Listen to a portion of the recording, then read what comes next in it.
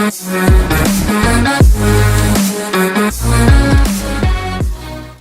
hello everyone, welcome back to the part 2 of Indigo chapters explanation.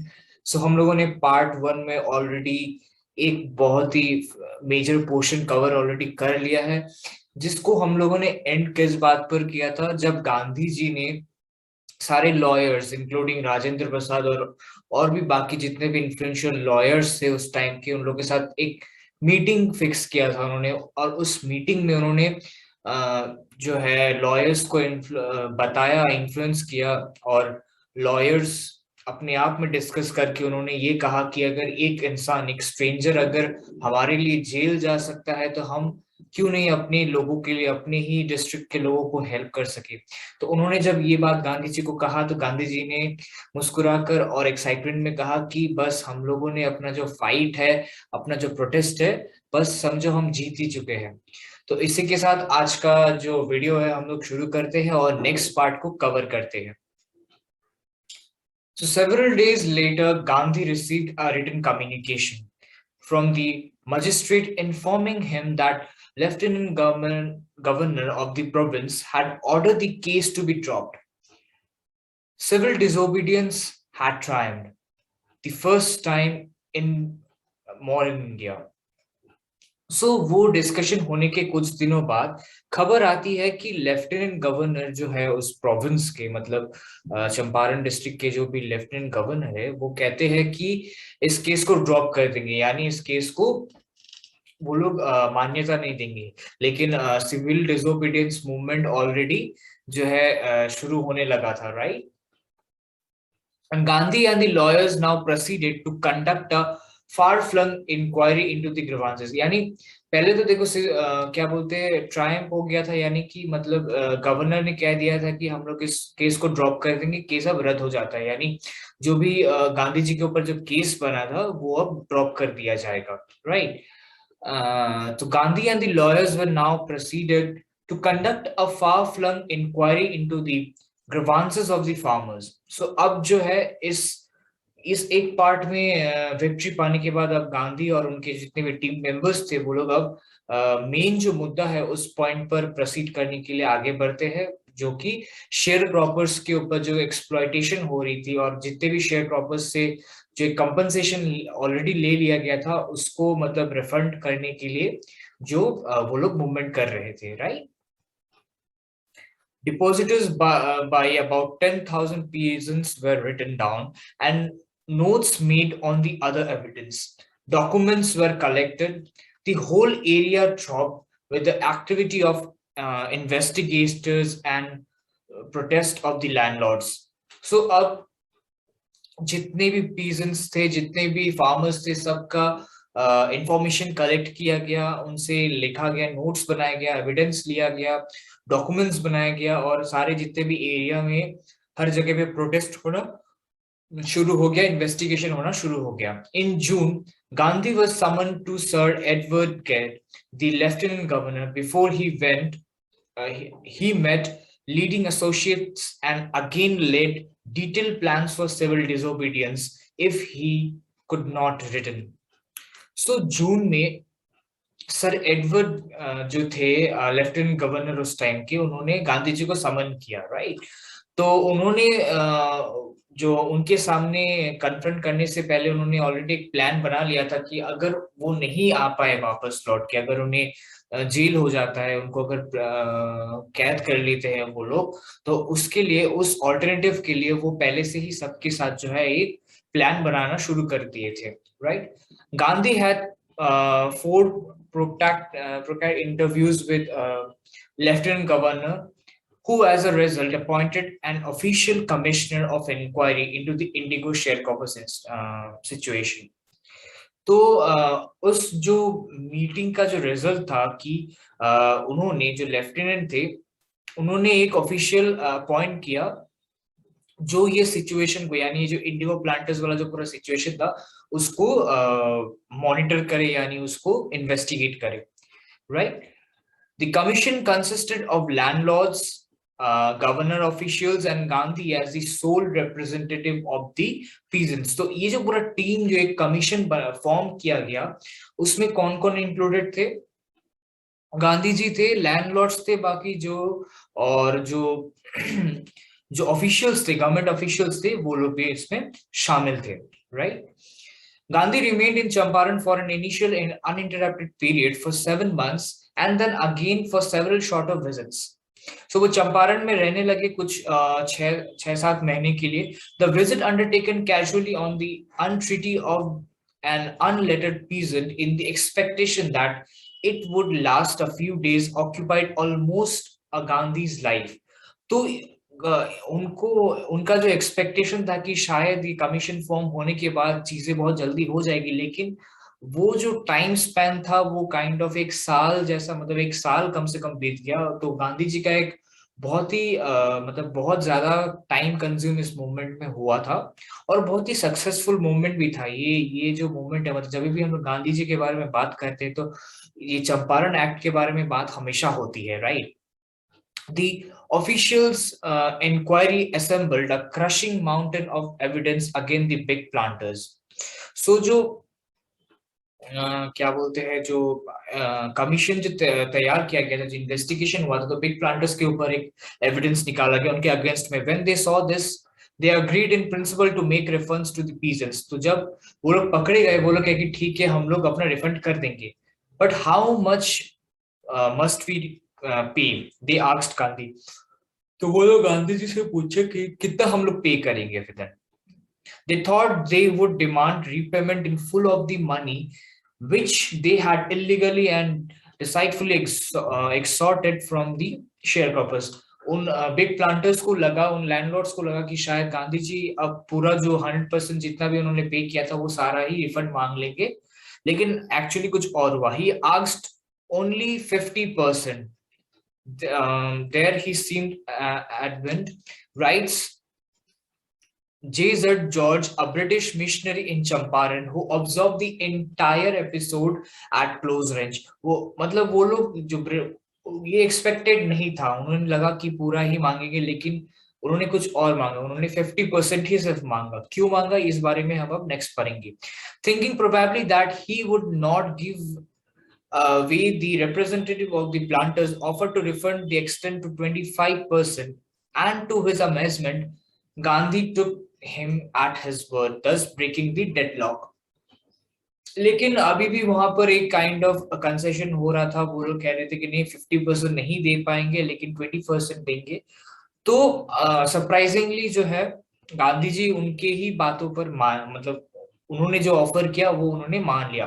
This settlement was adopted unanimously by commission. Gandhi explained that the amount of refund was less important than the fact that the landlords had been obliged to surrender part of the money and with it part of their prestige. तो गांधी जी ने कहा कि motive ये नहीं है कि मतलब पूरा का पूरा ही पैसा मिल जाए. एक्चुअली मोटिव ये भी है कि वो लोग अपना गलती स्वीकार करे, सरेंडर करे और अपना एक पार्ट ऑफ मनी तो दे ही रहे, लेकिन अब उनका प्रेस्टीज भी जाएगा क्योंकि वो लोग मान रहे हैं पब्लिकली जो उन्होंने कुछ उन लोगों ने गलत किया है, right? Therefore, as far as the peasants were concerned, the planters had behaved as lord above the law. तो उन्होंने कहा है कि जो लैंडलॉर्ड्स थे उन्होंने अपने आप को मतलब लॉ से भी ऊपर माना था. तो now the peasants saw that he had rights and the defenders they he learn courage. तो अब जो है प्लांटर्स जितने भी थे, जितने भी फार्मर्स थे, वो अब सीख गए कि हमारे पास करेज है, हमारे पास राइट है कि हम बोल पाए जो भी गलत हो रहा है हमारे साथ. उन्होंने ये सीखा इस इवेंट से. Events justified Gandhi's position. Within a few years, the British planters abandoned their estates, which reverted to the peasants. Indigo sharecropping disappeared. तो धीरे धीरे ब्रिटिश प्लांटर्स लोगों ने अपना जो मतलब जो भी उन्होंने वो क्या करते थे, बहुत सारे प्लॉट्स लेते थे, मतलब उसको एस्टेट्स बनाते थे, उसके अंडर में वो लोग बहुत सारे as a slave kind of मतलब इनडायरेक्टली स्लेव बनाकर फार्मर्स से काम कराते थे. तो ये धीरे धीरे डिसअपियर हो गया. Gandhi never contented himself with a large political or economic solution. He saw the cultural and social backwardness in the Champaran villages and wanted to do something about it immediately. सो ऐसा नहीं हुआ कि मतलब ये इस victory के बाद गांधी जी बहुत ज्यादा प्राउड हो गए और मतलब खुद को भगवान मानने लगे उस एरिया में। बट गांधी जी ने, कि जैसा कि हम लोगों ने पहले भी डिस्कस किया था, जब वो राजेंद्र प्रसाद के घर में गए थे तो उन्हें थोड़ा सा इल ट्रीट किया गया था, एज अनटचेबल उन्हें कंसिडर किया था। तो उन्होंने, उनके दिमाग में अभी भी वो चीज चल रहा था। तो नाउ उनका जो प्लान था, नेक्स्ट उनका प्लान ये था कि जो सोशल बैकवर्डनेस है वहां पे, अब इस चीज को वहां पे सुधारना है, right. He appealed for teachers Mahadev Desai and Narhari Parikh, two young men who had just joined Gandhi as disciples, and their wives volunteered for work. Several more came from Bombay, Pune, and other distant part of land. So अब गांधी जी का main motive था कि अब education, education doesn't mean कि मतलब bookish education, लेकिन लोगों को सोसाइटी के, ह्यूमैनिटी की जो नॉलेज है लोगों तक पहुंचाने का।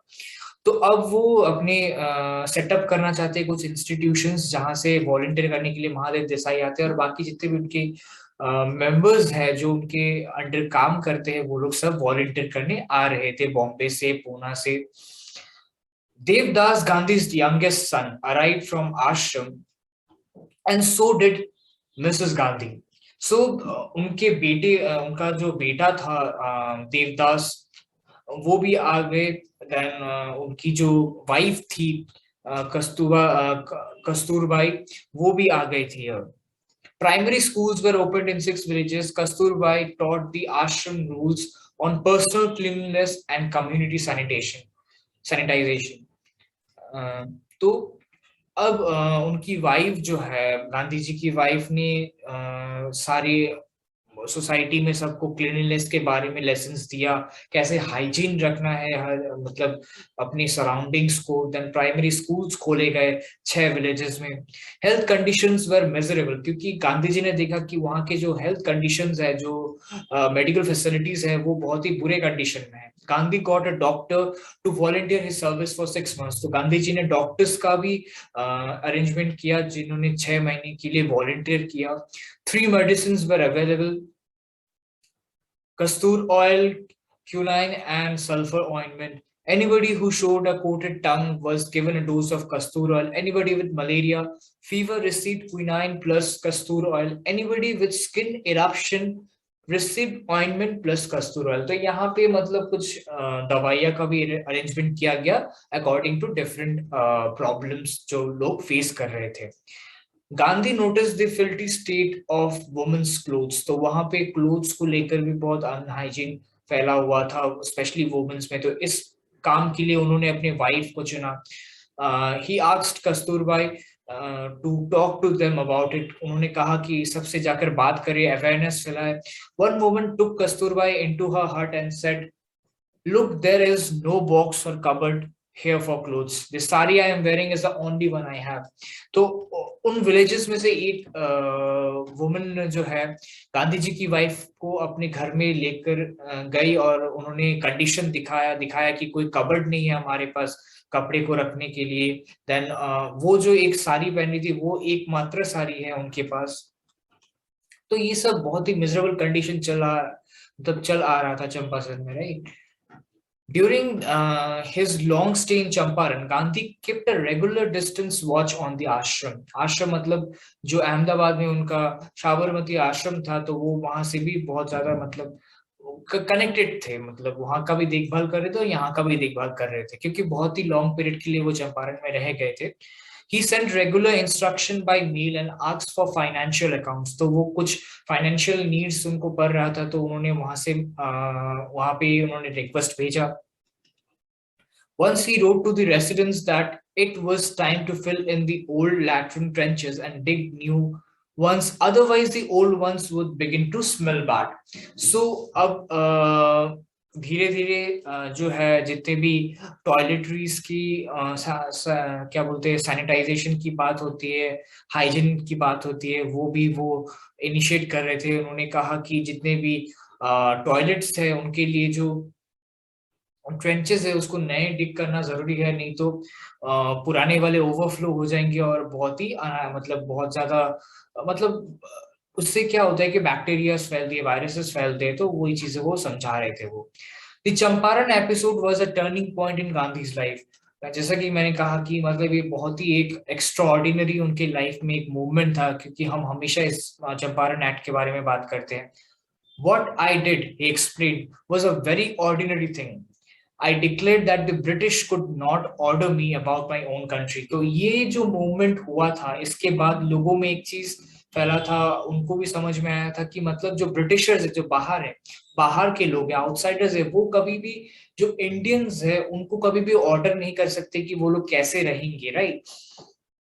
But Champaran did not begin as an act of defiance. It grew out of an attempt to alleviate the distress of large number of poor peasants. This was the typical Gandhi pattern. His politics were intertwined with practical day-to-day problems of millions. तो गांधी जी सिर्फ political वे में ही चीजों को solve नहीं कर रहे थे, लेकिन डे टू डे लाइफ में मतलब सोसाइटी में जितने भी प्रॉब्लम्स थे उन चीजों को भी वो एड्रेस कर रहे थे, उन चीजों को भी सॉल्व करने की कोशिश कर रहे थे, right? His was not only a loyalty to abstraction, it was a loyalty to living human beings. मतलब वो ह्यूमैनिटी के लिए, सोसाइटी के लिए काम कर रहे थे। In everything Gandhi did, moreover, he tried to mold a new, free India who could stand on his own feet and thus make India free. तो वो एक ऐसा यूथ, ऐसा सोसाइटी क्रिएट, मतलब लोगों में इतना अवेयरनेस फैलाने की कोशिश कर रहे थे जिससे लोगों को पता चले कि वो अपने कंट्री में रह रहे हैं, तो अपनी कंट्री के लिए स्टैंड करना जरूरी है। खुद के पैरों में, खुद के बल से अपना फ्रीडम पाने की जो पोटेंशियल है उसको बनाना जरूरी है। Early in the Champaran action, Charles Frieder Andrews, the English pacifist who had become a devoted follower of Mahatma, come to bid Gandhi farewell before going to a tour of duty to Fiji Islands. So इस दौरान एक British official थे जो गांधी जी के बहुत बड़े fan हो गए, मतलब गांधी जी जिस हिसाब से काम कर रहे थे उन्हें बहुत इन्फ्लुएंस हुए थे उस बात से। तो वो गांधी जी को जो है फेयरवेल देने आए थे। Gandhi's lawyer friends thought it would be a good idea for Andrews to stay in Champaran and help them. Andrews was willing if Gandhi agreed. तो गांधी के टीम से, एंड क्योंकि एंड्रयू जो थे बहुत बड़े, मतलब वो उनके सपोर्ट में थे, तो कोई गांधी के साइड से बहुत लोगों को लगा कि क्यों ना अगर एंड्रयू रह जाए वापस चंपारण में तो शायद वो भी हेल्प कर सकते हैं। इवन एंड्रयू चाहते थे एक पार्ट बनने, मतलब वो एक पार्ट बनना चाहते थे गांधी के साथ, but Gandhi was opposed. He said, "You think that in this unequal fight, if it would be helpful if we have an Englishman on one in our side? This shows the weakness of your heart." तो गांधी जी का मानना ये था कि ये लड़ाई हमारी थी, ये हमारे देश के लिए थी, तो अगर कोई दूसरे सामने अपोजिशन पार्टी वाला अगर हमारे पास रहेगा, उसका मतलब यही होगा कि हम शायद खुद, हमारे पास उतना कॉन्फिडेंस नहीं है, हमारे पास उतना पोटेंशियल नहीं है, हम खुद के लिए कुछ कर पाए, खुद के फ्रीडम के लिए कुछ कर पाए। तो गांधी जी इस आइडिया से एकदम मतलब वो खुश नहीं थे और उन्होंने डिसएग्री कर दिया। The cause is just and you must rely upon yourself to win the battle. Gandhi ji कहते हैं कि खुद पे ही भरोसा निर्भर करना है, आत्मनिर्भर बनना है। You should not seek a prop in Mr. Andrews because he happens to be an Englishman. He had read our minds correctly, Rajendra Prasad comments, and we had no reply. Gandhi in this way taught us a lesson in self reliance. तो राजेंद्र प्रसाद कहते हैं कि उन्होंने अपना हमारा जो मन है वो पढ़ लिया है और उन्होंने हमें ये लेसन दिया है कि हमें अपना जो फ्रीडम है, हमें अपने लिए लड़ाई करनी है, हमें सेल्फ रिलायंट बननी है। तो ये जो है लेसन उन्होंने दिया। Self reliance, Indian independence and help to sharecroppers were all bound together. So ये जो कंप्लीट सिनेरियो था, कंप्लीट जो ये स्टोरी था, कंप्लीट जो एक साल था, ना ही सिर्फ चंपारण का विक्ट्री पाया था उन्होंने, जो प्रॉब्लम था बल्कि एक ट्रांसफॉर्मेशन था लोगों के माइंडसेट में कि नहीं अब मतलब वो पहले डरते थे चीजों से, वो प्रोटेस्ट नहीं कर पाते थे, लेकिन अब उन्हें रियलाइज हुआ, गांधी जी ने उन्हें रियलाइज करवाया कि नहीं, हमें खुद के लड़ाई मतलब खुद के लिए लड़ना पड़ेगा, हमें कॉन्फिडेंट होना पड़ेगा, हमें डरना नहीं है किसी भी आउटसाइडर से, ये हमारा देश है और हमें पूरा राइट है अपने हिसाब से जीने का। राइट, तो ये सब सीख जो है, ये सब लेसन्स जो है, day in and day out Gandhi ji ने धीरे धीरे सबको सिखाया, सबको धीरे धीरे रियलाइज करवाया। राइट, तो इसी के साथ ये जो चैप्टर है एंड होता है। एंड बहुत ही अमेजिंग स्टोरी था ये, एंड क्योंकि ये रियल लाइफ स्टोरी है, इनफैक्ट हमारे इंडिया से रिलेटेड है, आप लोगों ने पढ़ा भी है तो आपको बहुत ही मजा आया होगा ये फैक्ट्स जानकर। और देखो, ये स्टोरी सिर्फ ऐसा नहीं है कि हम एग्जाम दे रहे हैं तो मतलब एग्जाम के लिए पढ़ रहे हैं, ये हमारे नॉलेज के लिए भी है, हमारे देश के बारे में। राइट, तो इन चीजों के बारे में हमें जानना जरूरी है। आप अगर मतलब आप अगर जानोगे इन चीजों के बारे में तो आपको बहुत अच्छा लगेगा कि हाँ, ये चीजें हमारे हिस्ट्री में हुई थी। राइट, तो इसी के साथ इस चैप्टर को कंप्लीट करते हैं। अगर किसी ने पार्ट 1 नहीं देखा है तो प्लीज पार्ट 1 को चेक करो। एंड हम लोगों ने स्प्रिंट सीरीज को भी शुरू कर दिया है, जिसमें हम लोग बहुत ही क्विक समरीज कर रहे हैं रिवीजन के लिए। तो अगर कोई एग्जाम से पहले अगर वीडियोस चेक करना चाहते हैं तो उन वीडियोस को जाकर जरूर चेक करें। और कोई अगर line by line and depth information अगर चाहते हैं तो जो नॉर्मल जो सीरीज है हम लोग का एक्सप्लेनेशन का, वो सीरीज जाके चेक करो, प्लेलिस्ट ऑलरेडी दिया हुआ है। नोट्स को चेक करो, नोट्स में बहुत कुछ है, आप वो भी चेक कर सकते हैं। फ्रेंड्स के साथ प्लीज शेयर करो इस वीडियो को, सपोर्ट करो चैनल को, और यहाँ तक अगर पहुंच गए तो वीडियो को लाइक जरूर करो, जिससे मुझे मोटिवेशन मिलेगा कि मैं तुम लोगों को और अच्छे कंटेंट्स फ्यूचर में देता रहूं। कोई भी इंक्वायरी हो तो कमेंट सेक्शन में मेंशन करो। And meet you in the next video, till then keep learning, keep living.